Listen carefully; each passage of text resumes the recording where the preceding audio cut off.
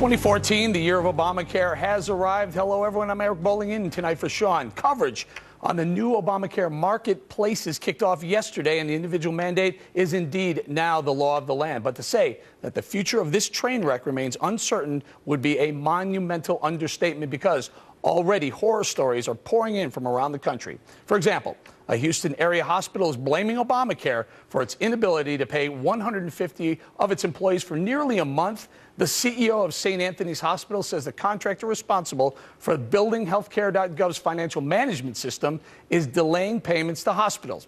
As a result, doctors and nurses are learning the hard way that if they like their paychecks, they can't keep them, period.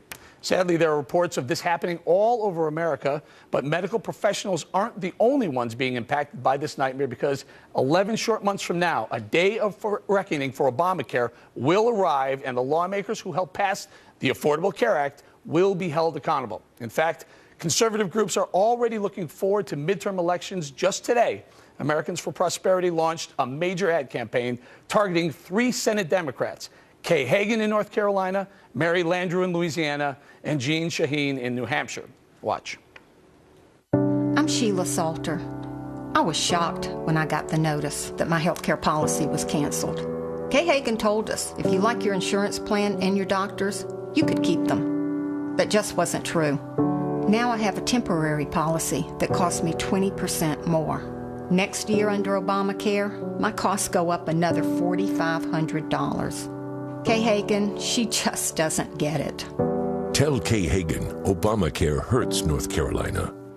Much more on Obamacare in just a minute, but first there's another milestone to report on related to 2014, because at the year's end, Congress let a package of 55 popular tax breaks expire, even though they help save average Americans and businesses billions of dollars. To find out more about this decision to raise your taxes, you can head over to the Hannity Facebook page. And as always, we want to hear from you over the course of the next hour on Twitter using the hashtag Hannity. Joining me now to talk about the arrival of Obamacare and those expiring tax breaks from the Government Accountability Institute, Peter Schweitzer, and the Third Way Senior VP and co-founder, Jim Kessler. Peter, I want to start with you. Let's start with Obamacare first. Boy, the horror stories.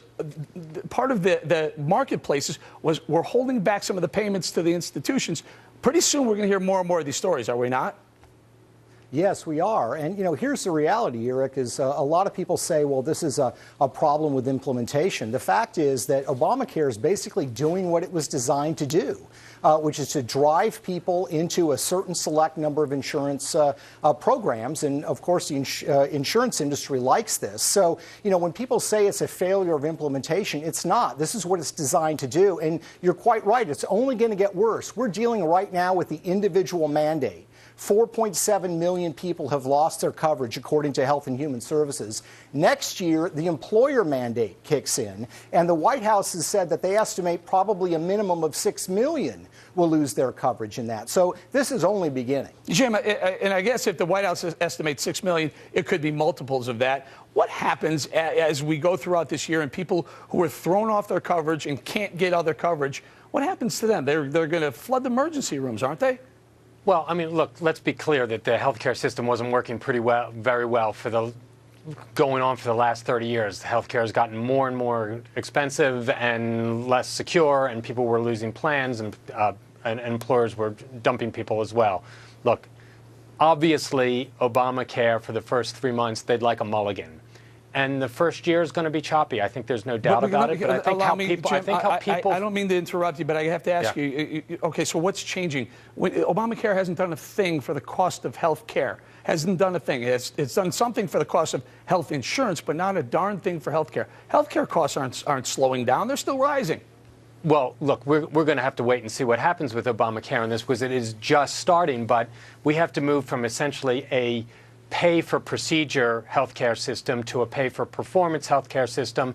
Obamacare takes some of those initial steps in doing it. I think there's more that needs to be done on this area. But healthcare costs for 30 years have been out of control. It's increased faster than triple inflation for 30 years. Peter, I mean, there's been a problem. Peter, the CBO scores some of these things, and what they've done since the healthcare bill was signed into law, they continue to increase the cost that it's going to cost Americans. I got to guess you guys put a number to it. Where are you now? No, I mean, I think that's exactly right. And here's the problem, Eric. This is another example of social engineering, where a group of smart people are going to redirect 20% of the economy, and they're going to do things that defy basic economics. So we're going to increase demand for health care services by getting 30 million people uninsured in the insurance system, but actually by increasing demand, we're going to cut costs. It doesn't work that way. 30 years ago, it was 8% of the economy. Now it's 20% of the economy, and it's eating up wages, and it's sending jobs overseas. But what's changing? Yeah, but that's not changing. What's nothing changing. Yeah, go ahead, Peter.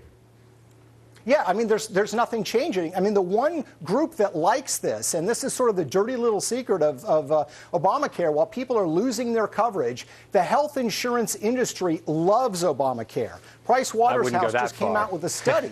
I would. Price Waterhouse just came out with a study and says as a result of Obamacare by 2020, they anticipate health insurance company revenues will grow by $200 billion. All right, let's look at the stock market. We need to move on to the next topic. We talked about it. 55 new laws are going to kick into effect starting next year. A lot of them are going to increase our taxes. Peter, let's start with you. It's estimated $54 billion tax increase to Americans. Yeah, and this is classic what happens in Washington, D.C. Both parties do it, unfortunately, and that is they're not going to do this without getting paid to do this. They put together a tax extender like an R&D tax credit, for example. They extend it for 2 years. Why do they not extend it for 5 years or 10 years or make it permanent? Because they want to turn it into an annuity. They want the high-tech industry in that particular case to come by, give them campaign contributions, hire family members as lobbyists. It's horribly destructive for the economy, but it's great for the political class in Washington, D.C.